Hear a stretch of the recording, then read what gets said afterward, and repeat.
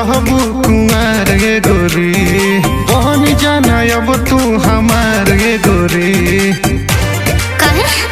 करे जा कबले तू रहबू कुमार ये गोरी, बन जाना अब तू हमार ये गोरी। तो यही मोहर के भीरी तू रहबू हो या के।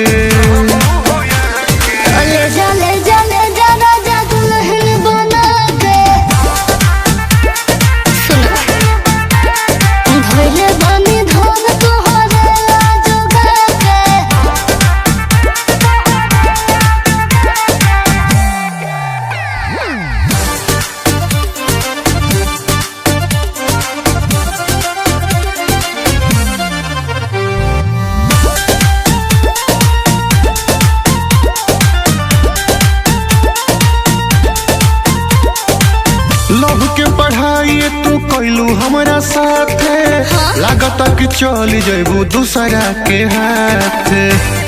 अरे ना पागल सुनो, हमरा बारे में घर के सब जानो तारे हो, पूरा गौवा के लोगवा ताना मारो तारे हो। अपना घरवा के लोगवा के देखो मन के। अच्छा ले जा राजा दुल्हन बना के।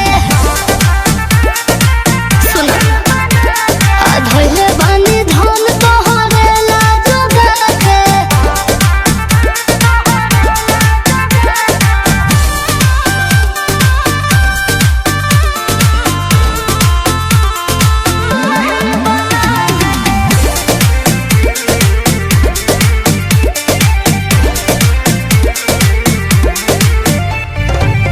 आवेलू करे जब हमरा से भेंट हो, पापा से बात करके शादी कल सेट हो।